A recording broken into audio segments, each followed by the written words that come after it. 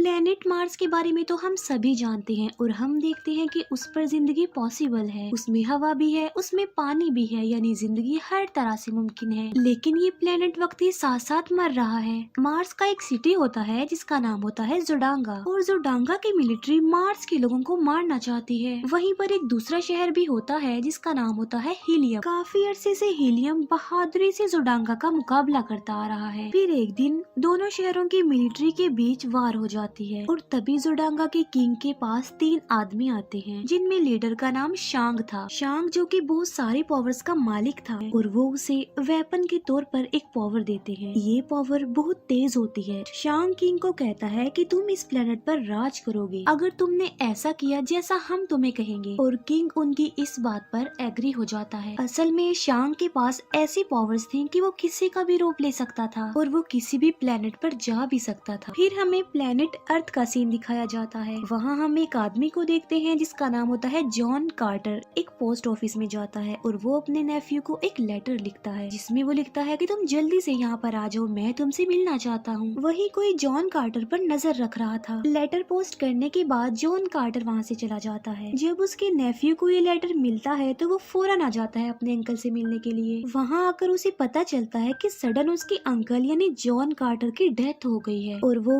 उस जगह पर जाता है जहाँ पर जॉन कार्टर की डेड बॉडी थी, और वो एक रूम था जिसे सिर्फ अंदर से ही खोला जा सकता था। जॉन कार्टर का आदमी उसे बताता है कि हमने उसकी डेड बॉडी को दफन नहीं किया है, क्योंकि जॉन कार्टर की लास्ट विश थी कि उसको दफन न किया जाए बल्कि सिर्फ खुले कॉफिन में बॉडी को रखा जाए। वो आदमी जॉन कार्टर के नेफ्यू को एक डायरी देता है जो कि जॉन कार्टर की थी। वो बताता है कि जॉन कार्टर की विश थी कि इस डायरी को सिर्फ मेरा भतीजा पढ़ेगा, इससे शायद तुम्हारी सारी कंफ्यूजन दूर हो जाए, तुम्हें तुम्हारे सारे सवालों के जवाब भी मिल जाए। उस डायरी में जॉन कार्टर ने लिखा होता है कि तुम उन सारी कहानियों पर बिलीव करते थे जो बचपन में मैं तुम्हें सुनाया करता था, लेकिन अब तुम बड़े हो चुकी हो, इसीलिए तुम मेरी इस कहानी पर भी बिलीव करो जो मैं तुम्हें सुनाने जा रहा हूँ। और वो उस डायरी को पढ़ना स्टार्ट कर देता है जिसमें लिखा था कि आज से तकरीबन 13 साल पहले मैं एक सोने की केव ढूंढ रहा था, लेकिन उसे कर्नल के लोग पकड़ लेते हैं और प्रिजनर बना लेते हैं। असल में वो जॉन कार्टर को अपने साथ शामिल करना चाहते थे, लेकिन तभी वहाँ दुश्मनों के लोग आ जाते हैं जो कर्नल के सोल्जर पर अटैक कर देते हैं। लेकिन जॉन कार्टर और कर्नल वहाँ से भागने में कामयाब हो जाते हैं और वो जाकर एक केव में छुप जाते हैं, और ये होती है वो सोने की केव जिसकी जॉन कार्टर को तलाश थी। वो पूरी केव सोने से भरी हुई थी। तभी कहीं से वहाँ पर एक आदमी आ जाता है जो जॉन कार्टर पर अटैक कर देता है और उसे मारने की कोशिश भी करता है, लेकिन जॉन कार्टर उसे ही मार डालता है। वो आदमी शांग का साथी था। जॉन कार्टर जब उस आदमी को मार डालता है तो वो अपने गले से एक डिवाइस निकालकर एक्टिवेट करता है जिसमें ब्लू लाइट जलने लगती है, और वो बिल्कुल स्लोली बोलता है बार सून, लेकिन जॉन कार्टर वो डिवाइस उससे ले लेता है और जॉन कार्टर भी कहता है बार सून। बस ऐसा कहते ही जॉन कार्टर वहाँ से गायब हो जाता है और एक काफी बड़े डेजर्ट में आ जाता है। जॉन कार्टर ये नहीं जानता था कि वो यहाँ पर कैसे आ गया और वो यहाँ आकर बड़े बड़े जंप लगा पा रहा था। असल में वो इस वक्त मार्स यानी बारसोन में होता है, क्योंकि उसने बारसोन जो कहा था, और यहाँ पर ग्रेविटी कम होने की वजह से वो बड़ी बड़ी छलांगे लगा रहा था। लेकिन वो ये बात नहीं जानता था कि वो बारसोन यानी मार्स पर है। उसे इतने बड़े जंप करते हुए उस प्लेनेट के कुछ लोग देख लेते हैं और वो लोग जॉन कार्टर के पास आ जाते हैं। इस कबीले के लोग काफी लंबे लंबे थे और इन्हें टार्कस कहा जाता है, और ये इंसानों जैसे तो बिल्कुल नहीं लग रहे थे। जॉन कार्टर कहता है कि मैं वर्जीनिया से हूँ और मेरा नाम जॉन कार्टर है, तो वो लोग जॉन कार्टर का नाम वर्जीनिया समझ लेते हैं और उनका लीडर जॉन कार्टर को नहीं मारता क्योंकि वो बड़े बड़े जंप जो लगा रहा था। ये लोग जॉन कार्टर को पकड़कर अपने कबीले में ले जाते हैं, और जिस डिवाइस के जरिए जॉन कार्टर यहाँ पर आया था उनका लीडर वो डिवाइस भी उससे ले लेता है।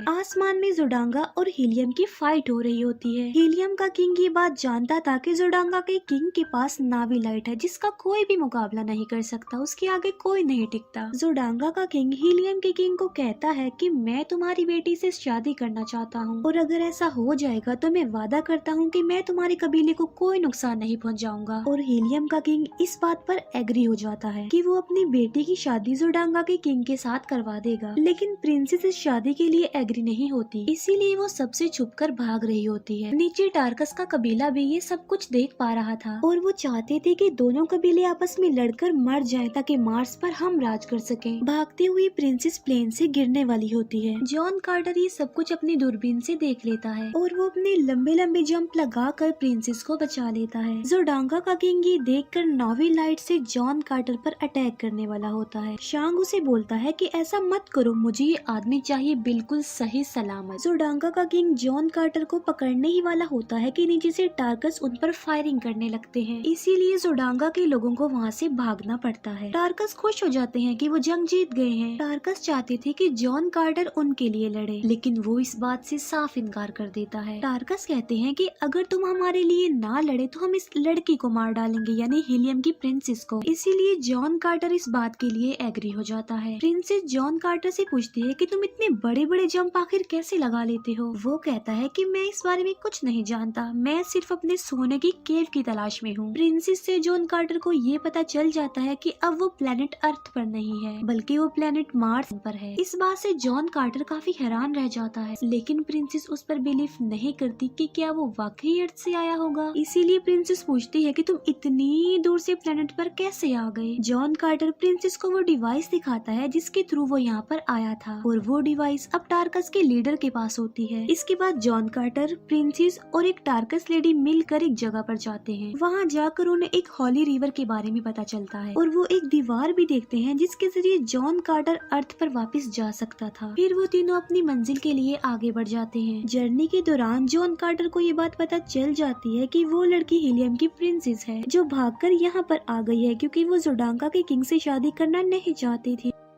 अपनी मंजिल तक पहुंच जाते हैं और वहाँ पर अजीबोगरीब चेंजिंग होने लगती है। वो जॉन कार्टर की उस डिवाइस को जमीन पर लगा देते हैं जिससे वहाँ पर और तब्दीलियां होने लगती हैं।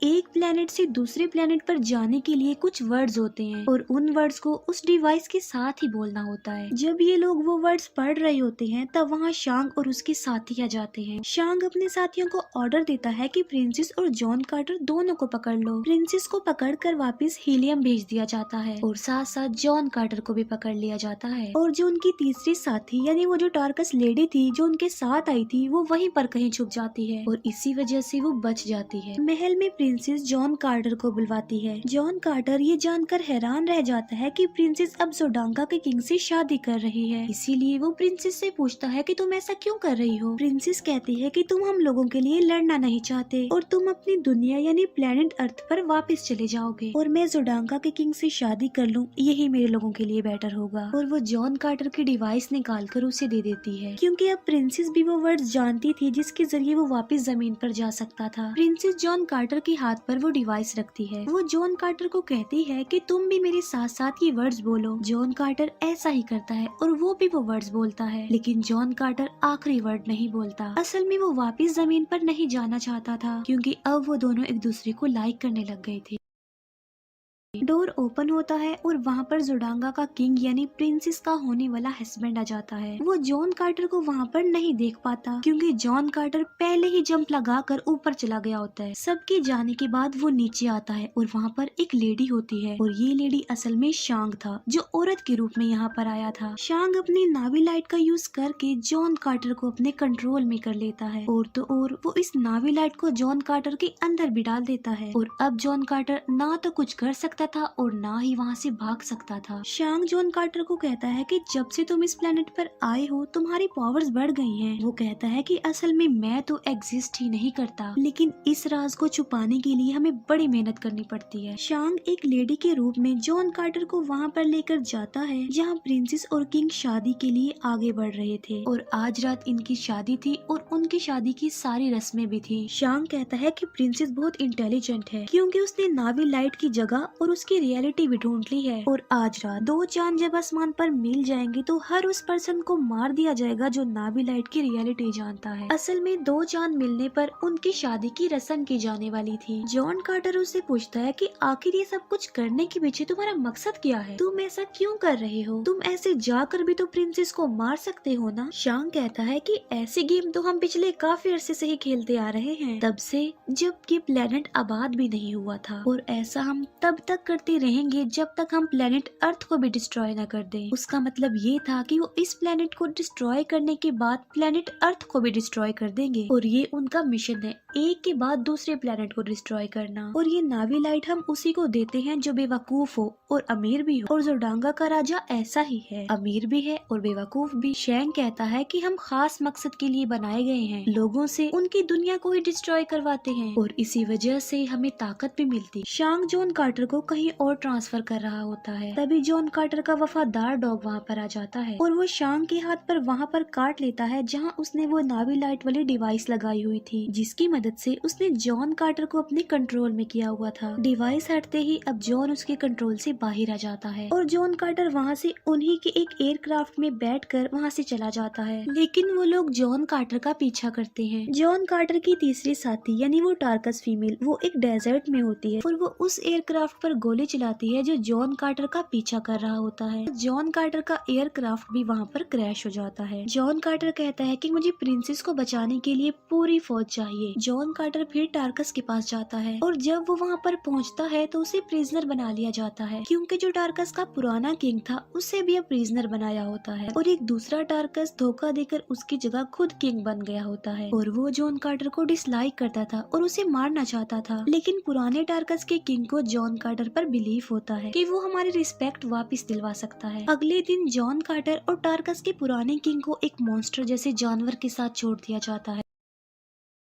लेकिन जॉन कार्टर उसे मार डालता है और वो उस टार्कस राजा को भी मार देता है जो पुराने राजा की जगह खुद राजा बन गया था। अब दोबारा से वो पुराने वाला किंग फिर से किंग बन जाता है उनका। जॉन कार्टर प्रिंसेस को बचाना चाहता था क्योंकि आसमान पर दोनों चांद के मिलने से प्रिंसेस की शादी की रस्म हो जाएगी और शांग प्रिंसेस को मार डालेगा, लेकिन शादी की रस्म होने से पहले ही जॉन कार्टर वहाँ पर पहुँच जाता है। वो कहता है कि ये जो कुछ भी हो रहा है असल में ये एक साजिश है, क्योंकि जोडांगा के लोगों ने हीलियम पर अपना कंट्रोल कर लिया है और तुम्हारी शादी की रस्म होते ही वो हीलियम पर अटैक कर देंगे। जोडांगा का किंग तलवार निकाल लेता है और तभी वहाँ पर वार स्टार्ट हो जाती है। हीलियम का साथ देने के लिए टार्कस की फौज भी वहाँ पर आ जाती है। दोनों कबीले एक होकर जोडांगा का नामो निशान मिटाने के लिए उनका मुकाबला करते हैं। जॉन कार्टर जोडांगा के किंग को मार डालता है, लेकिन शांग प्रिंसेस के रूप में आकर प्रिंसेस पर तलवार रख देता है, मगर प्रिंसेस उसकी वो नावी लाइट वाली डिवाइस निकाल लेती है जो कि शांग के कंट्रोल में थी और वो उसे निकाल कर फेंक देती है, लेकिन शांग बड़ी चालाकी से फिर से वो डिवाइस ले लेता है। जॉन कार्टर उसे मारने ही वाला होता है कि तभी वो वहाँ से गायब हो जाता है। बाद में जॉन कार्टर और प्रिंसेस की शादी हो जाती है। उसी रात शांग वहाँ पर किसी और रूप में आता है और वो जॉन कार्टर के चेस्ट पर हाथ रख कर वो वर्ड्स बोलता है जिससे वो वापिस प्लेनेट अर्थ पर चला जाए और वो जॉन कार्टर को वापिस अर्थ पर भेज देता है। जब जॉन कार्टर की आँख खुलती है तो वो खुद को उसी सोने की केव में पाता है जिसे वो इतने अरसे से ढूंढ रहा था, मगर वो वापिस मार्स में जाना चाहता था क्योंकि उसकी वाइफ प्रिंसेस मार्स पर थी, मगर उसके पास अब वो डिवाइस नहीं थी जिसके थ्रू वो वापस जा सकता था। फिर जॉन कार्टर 10 साल तक वो डिवाइस ढूंढता रहता है और फाइनली उसे वो डिवाइस मिल भी जाती है। ये सारी कहानी जॉन कार्टर का नेफ्यू पढ़ रहा होता है। जॉन कार्टर ने लिखा होता है कि अब तुम जान चुके होगे कि मैंने क्यों कहा था कि मेरी डेड बॉडी को नहीं दफनाना, क्योंकि अगर मेरी बॉडी यहाँ पर डिस्ट्रॉय हो जाती तो मैं मार्स पर भी डिस्ट्रॉय हो जाता और जहाँ मेरी डेड बॉडी का कॉफिन है उसकी चाबी तुम खुद हो और अब मेरी डेड बॉडी की हिफाजत की रिस्पॉन्सिबिलिटी तुम्हारे ऊपर है। जॉन कार्टर का भतीजा देखता है कि उस रूम के डोर पर कुछ अल्फाबेट्स हैं और वो उन अल्फाबेट से अपना नाम लिखता है, मगर वो दरवाजा ओपन नहीं होता। फिर वो अपना निक नेम वहाँ पर लिखता है जिस नाम से जॉन कार्टर उसे बुलाया करता था और वो नाम लिखने से डोर ओपन हो जाता है, लेकिन पीछे से एक आदमी आकर उसे मारने की कोशिश करता है, लेकिन उस आदमी को कोई गोली मार देता है और वो मर जाता है। जॉन कार्टर का नेफ्यू देखता है कि जॉन कार्टर अभी जिंदा है और वो उस आदमी के पास जाता है जिसको उसने अभी अभी मारा होता है और वो उसके कोट से वही डिवाइस निकाल लेता है जिसके जरिए वो मार्स पर जा सकता था। और ये जो आदमी मरा था